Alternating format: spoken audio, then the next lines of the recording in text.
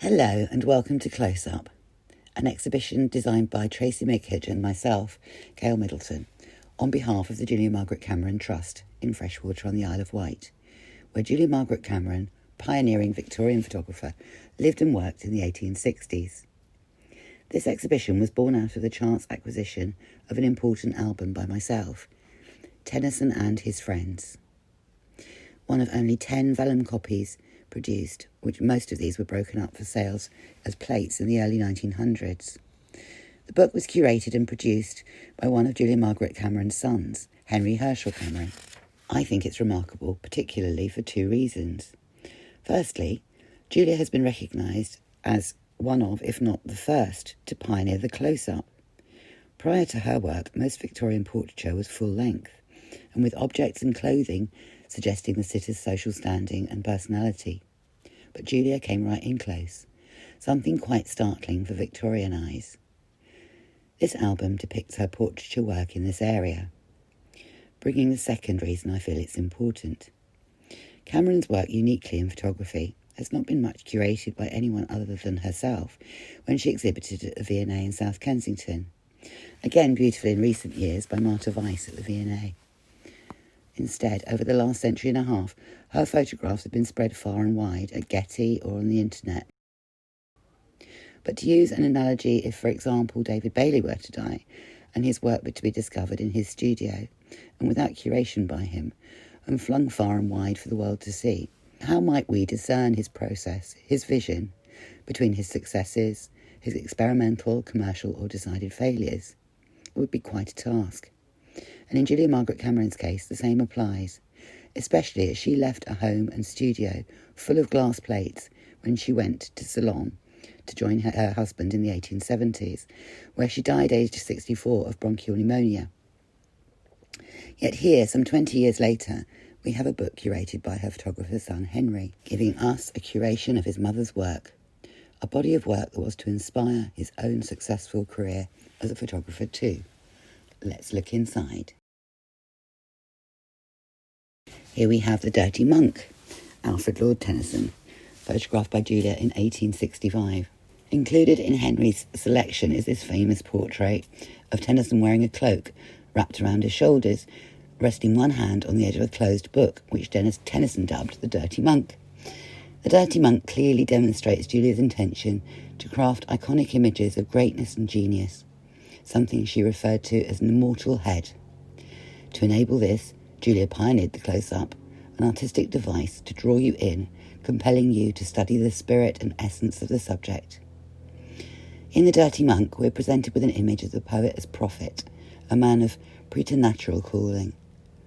Without a doubt, Julia believed these sacred images channeled a spiritual force, and they had the potency to transcend time and speak to future generations.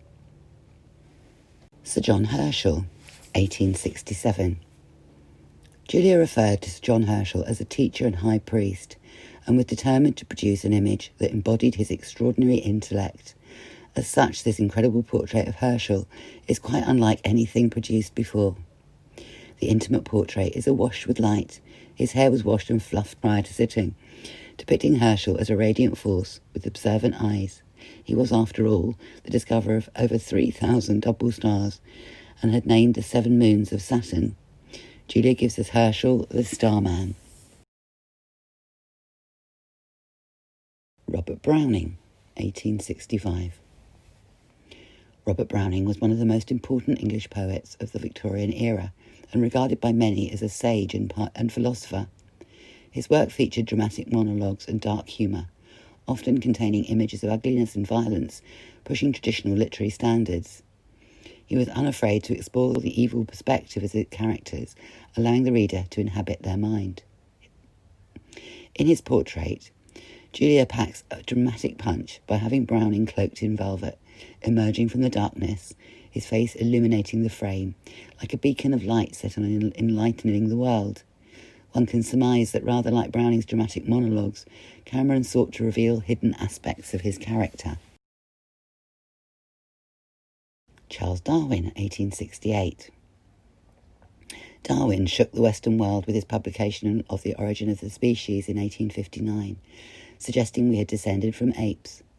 To express his phenomenal intellect, Julia casts a spotlight on Charles Darwin's mighty forehead. We can be in no doubt that this is the image of a mastermind, the portrait of a savant. The rest of his face is masked by his long, unkempt philosopher's beard. Paradoxically, the beard bestows a religious quality. Here we have Darwin as Moses, a comparison noted by his friends and family. This is also the portrait of Darwin that was on our £10 banknote, so we've all been carrying around a Cameron in our pocket. Thomas Carlyle, 1867. Thomas Carlyle's book on heroes, hero worship and the heroic in history, 1841, must have resonated strongly with Julia, who surrounded herself with the great minds of the day. He felt that the great man was always as lightning out of heaven. The rest of men waited for him like fuel, and then they too would flame. They both sought to tease out what constituted the greatness of man and shared their feelings to a wider audience so that they too could benefit. Whereas Carlyle described great living men as living light fountains, Julia depicted them as such. This side view of Carlyle, like Herschel, glows with light, while his stare is like the beam of a torch resolutely transfixed. This portrait was intended to electrify and startle the world, and was admired by great artists, including Millet, Rossetti and Watts. Longfellow, 1868. Tennyson said to Cameron, "I have brought you a great man. He will let you immortalise him." Tennyson said to Longfellow, "I'll leave you now, Longfellow. You will have to do whatever she tells you. I'll come back soon and see what's left of you." American poet Henry Wadsworth Longfellow was a huge celebrity in America and extremely influential throughout Europe. In 1884, his English admirers placed a bust among the memorials of the poets in Westminster Abbey, making him the first foreign author in Poets' Corner. At his funeral, his friend Ralph Waldo Emerson described him as a sweet and beautiful soul. In Julia's luminous portrait of Longfellow, we are again presented with a man as a radiant life force, a living legend. His gaze is unwavering, and though during his life he experienced great personal tragedy, Longfellow never yielded, but was lifted by a higher presence. Lives of great men all remind us we can make our lives sublime, and departing leave behind us footprints in the sands of time. That's from the Psalm of Life by Longfellow in 1838. Henry Irving as Beckett in 1893. This photograph is by Julia's son Henry Herschel Hay Cameron. In the album, Anne Thackeray reminisces about the first night of Henry Irving's performance of Tennyson's Beckett at the Lyceum. The portrait of Irving by Henry Cameron reminded her of the intense communion between audience and actor on the evening. To Mr. Irving we owe a noble and living expression of the beautiful fabric of the poet's creation, says Anne. We can clearly see the influence of his mother at play with the lighting and intimate close-up structure. This is an exceptional portrait of Irving, deep in character, a complete physical and spiritual metamorphosis captured for posterity. How he must have absorbed the audience. A true artist, as well as famously being the inspiration for Dracula, the ultimate Gothic villain. Irving was the first actor to be knighted in 1865. He died whilst performing Beckett at the Lyceum in 1905. James Russell Lowell was an American poet who had been an ardent abolitionist. Like his friend Tennyson, Lowell believed that the poet's role was to be a prophet. He was also godfather to Virginia Woolf, and his essays and poems not only influenced Virginia's own work, but also spurred her love of American writers. In this portrait, Henry seems more in touch with the spirit of his mother here, the usual framing in dark body and plain background. But Lowell has a look of Rasputin about him, wild beard and intense stare. We can see how Julia inspired her son, just as she continues to inspire photographers today. This film was produced during lockdown as we looked for innovative ways to tell the world about Julia Margaret Cameron, an extraordinary woman who propelled photography into fine art.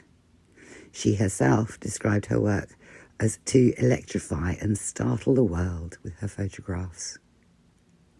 Dimbola Museum and Galleries, located in Freshwater on the Isle of Wight, continue her legacy with a programme of engaging exhibitions as well as a permanent collection. Please visit dimbola.co.uk, and thank you for watching.